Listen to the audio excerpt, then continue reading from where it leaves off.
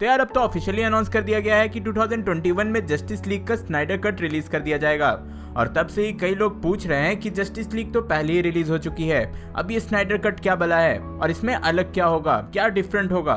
यहाँ तक कि कुछ लोग तो ये भी पूछ चुके हैं कि आखिर ये स्नाइडर कट क्या है। तो आज हम कुछ ऐसे ही क्वेश्चंस के आंसर जानेंगे। तो हाँ, ये वीडियो कुछ ज्यादा ही इंटरेस्टिंग होने वाली है और साथ ही इसमें स्नाइडर कट को लेकर बहुत सारे स्पॉयलर्स भी हो सकते हैं।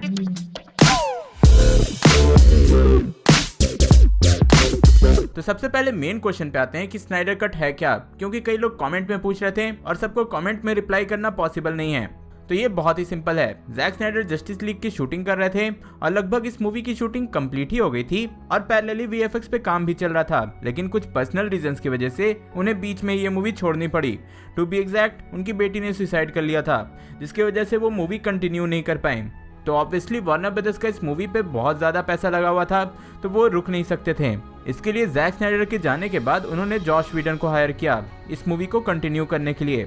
साथ ही उन्होंने कई और डिमांड भी लगा दिए कि स्टोरी में ऐसे ऐसे चेंजेस करो। ऊपर से ये भी बोल दिया गया कि मूवी 2 घंटे से ज़्यादा की नहीं होनी चाहिए। अब इसके कारण जॉश व्हीडन पे ये प्रेशर आया कि उन्हें मूवी की स्टोरी चेंज करनी पड़ी और कई सारे रीशूट भी करने पड़े। तो जो ओरिजिनल जस्टिस लीग हमें मिलने वाली थी वो कभी मिली ही नहीं। और वही ओरिजिनल जस्टिस लीग जिसे जैक स्नाइडर ने डायरेक्ट किया था, उसे फैंस ने स्नाइडर कट का नाम दिया और इसी के रिलीज के लिए लगातार 3 साल से release the Snyder cut campaign चल रहा था। एंड फाइनली अब हमें 2021 में ये मूवी मिलेगी। लेकिन भाई एक सवाल तो मन में आता ही है कि स्नाइडर कट और रिलीज हुए जस्टिस लीग में क्या डिफरेंस है। तो आप डिफरेंस का अंदाजा इसी से लगा सकते हो कि जैक स्नाइडर ने खुद बोला है कि जो जस्टिस लीग हमने देखा है वो उनके वर्जन का सिर्फ 25% है। मतलब कि एक तरह से पूरा का पूरा मूवी ही चेंज करके दिखाया गया था। जैक स्नाइडर ने ये भी बताया था कि उनका जो कट था वो 5 घंटे का था, जिसे उन्होंने असेंबली कट बोला था, और वो इसे ट्रिम करके अल्टीमेट कट बना रहे थे 3.5 आवर्स का। तो हमें एक 3.5 घंटे की जस्टिस लीग मिलती। और तो और उन्होंने आगे का भी प्लान कर रखा था, जहां वो इस मूवी का सीक्वल भी बनाने वाले थे। अब ऑब्वियसली सबसे मेजर डिफरेंस जो आता है वो है मूवी के प्लॉट को लेकर, और ये सारी डिटेल्स खुद जैक स्नाइडर ने दिए हैं। ओवर द पास्ट 3 इयर्स जो जस्टिस लीग हमें मिला था उसे ट्रिम करके बहुत छोटा कर दिया गया था।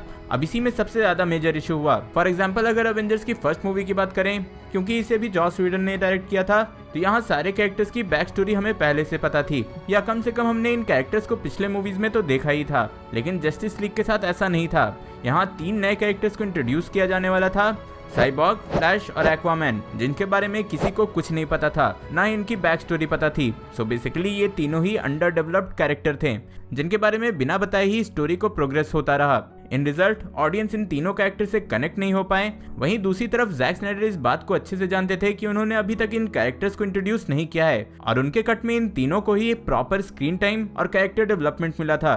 पहले फ्लैश पे आए तो इस कैरेक्टर को डेवलप करने के लिए मूवी में इसकी थोड़ी सी बैक स्टोरी और साथ ही गर्लफ्रेंड भी इंट्रोड्यूस करवाई गई थी। आपने वो डिलीटेड सीन भी देखा ही होगा जहां बैरी एलन आयरिस वेस्ट को एक कार एक्सीडेंट से बचाता है। इसी के साथ कई बैटल सीन में उसके मेजर रोल थे, जैसे कि सुपरमैन के साथ फाइट आफ्टर हिज रिजरेक्शन, फिर गॉथम हार्बर में पैराडिमन के साथ पंगा, और साथ ही फाइनल बैटल में फ्लैश का बहुत ही इंपॉर्टेंट रोल था। रिपोर्ट्स ऐसे थे कि फाइनल सीन में उसका कुछ टाइम ट्रैवल के सीन भी हैं। टू बी एग्जैक्ट, जो जस्टिस लीग हमने देखा है उसमें हमें बस यही दिखाया गया कि सुपरमैन ही सबको बचा रहा है, लेकिन स्नाइडर कट में स्टेपनवुल्फ कई कैरेक्टर को मार देता है। साथ ही साइबॉर्ग भी मदर बॉक्स को रोक नहीं पाता। ये सबको देखते हुए फ्लैश टाइम में 3 मिनट पीछे ट्रैवल करता है और सब कुछ रिवर्स करके अपने टीम को दूसरा मौका देता है। अब टाइम ट्रैवल की बात आई ही है तो एक मेजर सीन फ्लैश से रिलेटेड था, जो कि मूवी से हटा दिया गया। अगर आपको बैटमैन वर्सेस सुपरमैन याद है तो आपको ये सीन भी याद होगा, जहां ब्रूस को फ्लैश का एक विजन आता है। तो इसे भी यहाँ एक्सप्लेन किया गया था, जिसमें बैरी एलन अपने कॉस्मिक ट्रेडमिल का यूज करके पास्ट में ट्रैवल करता है और ब्रूस को वार्निंग देता है। लेकिन इस पूरे सीक्वेंस को ही उड़ा दिया गया, जिससे कि अब उस सीन का कोई मतलब ही नहीं बनता। और स्नाइडर कट में सिर्फ ऐसा नहीं था कि फ्लैश को कॉमेडी करने के लिए रखा गया है, बल्कि उसके कैरेक्टर का बहुत बड़ा मीनिंग था, जो कि आगे के फ्यूचर के डीसी के यूनिवर्स से बहुत ज्यादा कनेक्ट करता है। आगे एक्वामैन की सीन की तरफ बढ़े तो यहाँ भी कई चेंजेस थे। फर्स्ट ऑफ ऑल, जितना फनी उसे मूवी में दिखाया गया है, स्नाइडर कट में वो उतना फनी नहीं है। कॉमिक के लिए या फिर कॉमेडी को बैलेंस रखने के लिए मूवी में फ्लैश यानी कि बैरी एलन का कैरेक्टर को यूज किया गया है। अब हाँ यार, ऐसा नहीं समझना कि एक्वामैन का कैरेक्टर बैटमैन की तरह सीरियस होगा। और हाँ, इस कैरेक्टर को स्नाइडर कट में ज्यादा टाइम मिला है। हमें ना ही सिर्फ एक्वामैन के बारे में बताया गया है बल्कि एटलांटिस को भी प्रॉपर इंट्रो स्नाइडर कट में दिया गया है। साथ ही यहाँ एटलांटिस में हुआ स्टेपेनवुल्फ, एक्वामैन और मीरा के बीच का फाइट सीन रिलीज्ड वर्जन से ज्यादा बड़ा है। स्नाइडर कट में एक और मेजर सीन है न्यूडियस वल्को को लेकर, जो कि एक्वामैन का मेंटर है, जहां वो मीरा और एक्वामैन के पास आता है और एक्वामैन को बोलता है कि वो एटलांटिस चले, लेकिन एक्वामैन वहां से वापस सरफेस पे चला जाता है। इससे एक्वामैन की सोलो मूवी को भी प्रॉपर्ली सेटअप किया गया था, लेकिन इस पूरे सीक्वेंस को ही डिलीट कर दिया गया। थर्ड कैरेक्टर है साइबॉर्ग, जिसे कि जैक स्नाइडर ने बोला था कि ये सबसे मेन कैरेक्टर है मूवी का। ऑब्वियसली इसलिए क्योंकि वो एक मदर बॉक्स के हेल्प से बना है, बट रिलीज वर्जन में इस पे ध्यान ही नहीं दिया गया। स्नाइडर कट में साइबॉर्ग के कैरेक्टर की पूरी ओरिजिन दिखाई गई थी और शायद सबसे ज्यादा स्क्रीन टाइम इसे ही मिला था। जैक स्नाइडर के दिए हुए डिटेल्स के अकॉर्डिंग साइबॉर्ग यानी कि विक्टर स्टोन अपनी माँ के साथ एक कार एक्सीडेंट का विक्टिम हो जाता है और उसकी माँ वहीं मर जाती है। किसी तरह से स्टार लैब्स में उसके पिता उसे मदर बॉक्स के हेल्प से बचा लेते हैं। इसी सीन को हमने बैटमैन वर्सेस सुपरमैन में भी देखा था। फिर मदर बॉक्स से बचने के बाद विक्टर स्टोन साइबॉर्ग बन जाता है, लेकिन स्टार लैब्स में मदर बॉक्स लेने के लिए स्टेपेनवुल्फ अपने पैराडिमंस के साथ हमला कर देता है। साइबॉर्ग किसी तरह से मदर बॉक्स तो बचा लेता है, लेकिन उसके पिता यहाँ मारे जाते हैं और यही रीजन रहता है कि वो स्टेपेनवुल्फ से लड़ रहा है। अब इससे विक्टर स्टोन के कैरेक्टर की प्रॉपर डेवलपमेंट भी हो रही थी, साथ ही स्टोरी में डेप्थ भी था। मतलब कि विक्टर की कॉलेज की स्टोरी से लेकर जहां वो एक रग्बी प्लेयर था, उससे लेकर उसके साइबॉर्ग बनने तक की जर्नी इस मूवी में दिखाई जाने वाली थी, लेकिन उसे डिलीट कर दिया गया। तो हाँ, इन सारे सीन्स को उड़ाकर इस कैरेक्टर की भी धज्जियां उड़ा दी गई। अब ऐसा नहीं है कि यहाँ सिर्फ इन्हीं तीनों सुपर हीरोज के सीन्स और स्टोरी बदले गए थे, बल्कि दूसरे सुपर हीरो और विलेंस की भी स्टोरी पूरी तरह से चेंज कर दी गई। पहले आ जाते हैं बैटमैन की तरफ, क्योंकि इसके भी कई सीन्स हटाए गए थे। सबसे पहले तो यार स्नाइडर कट में जहाँ ये एक्वामैन को ढूंढने जाता है, वो सीन बहुत लंबा था, उसे ट्रिम करके छोटा कर दिया गया और ना के बराबर दिखाया गया। इनिशियली पैराडिमन के इन्वेस्टिगेशन वाले सीन को भी छोटा कर दिया गया है, लेकिन बैटमैन के सीन से उतना फर्क नहीं पड़ता जितना सुपरमैन के सीन से फर्क पड़ता है। अब जस्टिस लीग में ये सब कंप्लेन करते हैं कि भले ये एक टीम की मूवी थी, लेकिन सब काम सुपरमैन ने ही अकेले किया।